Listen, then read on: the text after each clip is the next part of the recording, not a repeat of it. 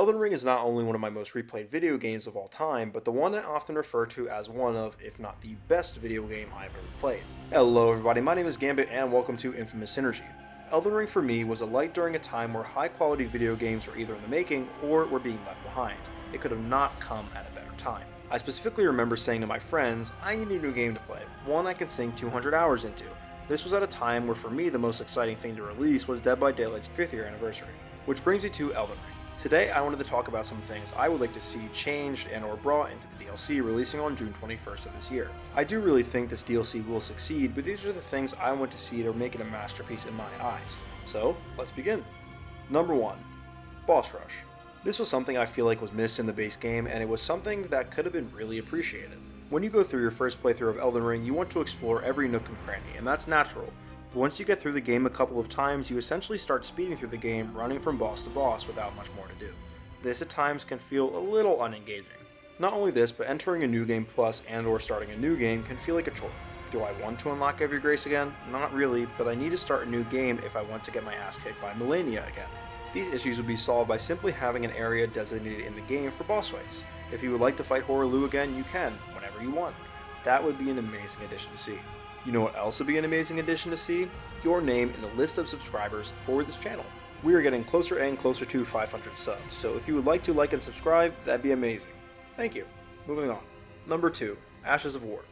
The Ash of War system introduced so much variety into combat, and I am forever thankful for it, but I think it could be even better. For starters, I understand legendary weapons having their own Ashes of War, but I really wish we could change them out.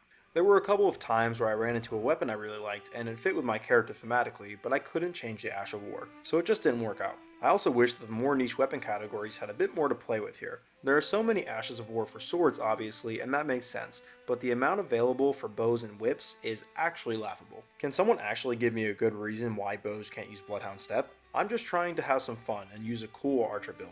Please, FromSoft. Instead, all I get is a power shot ability that half of the bosses dodge, or rapid fire. Number 3. No more horrible duel fights.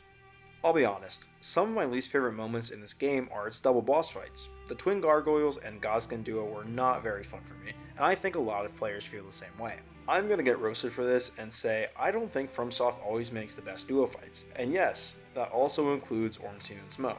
Unless we have more designs like Sister Frieda and her father that actually work in a fair way, I do not want to see any more. Number 4 is a little bit more of a personal one for me, so please bear with me for a little bit. I wanted to have a quick rant about bows in this game and how I feel like they were really left behind. For me personally in video games and create a character RPGs, I always loved to play as an archer. Monster Hunter, bow. Destiny 2, the literal sci-fi space shooter, bow. So it makes sense when I was first going through Elden Ring, I wanted to use a bow. So I was very disappointed to see not only the lack of innovative Ashes of War, but also the poor scaling on every single bow in the game. So, when playing my first playthrough, it actually made it quite frustrating and a lot less enjoyable when I started getting into the endgame. I know that it can sound like I am a bit spoiled, but you can really feel left behind when everybody else gets to play the game how they want to, but I can't because From Software doesn't think bows are a valid weapon. Yes, I've beaten Elden Ring completely with a bow and arrow, it's possible, and I'm not saying that, it's just not that fun. Between the lack of Ashes of War, the horrible scaling, and the grind for arrows, it's just not the best experience you could have when playing the game. Which actually gets me a little bit excited for the DLC. In the DLC, we've seen that you can actually use throwing knives and you can throw your main weapon, both of which are options you can use infinite times.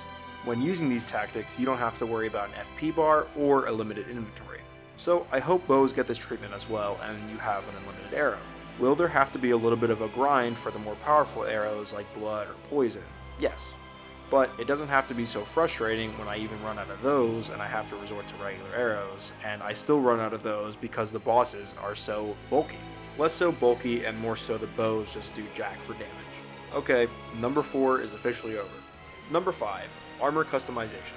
I figured I'd probably end the video on something everybody loves to do, and that is customizing their own character. Elden Ring already has some great customization options available to the players, but let's take it a step further. I think it's time for armor dyes. I mean, why not?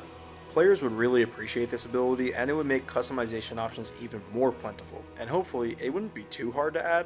I mean, you could already make Darth Maul with the stuff we have already. Can you imagine what we could do with dyes? The options would be endless. So I would definitely love to see them in the game. Hopefully we see them in the DLC. And hopefully we see all these other changes that I listed as well. But for now, that is everything from me today, everybody. Thank you so much, as always, for watching. If you want to hear me rant about more stupid things like bows in a video game, please do not forget to like and subscribe. As always, it helps out a bunch.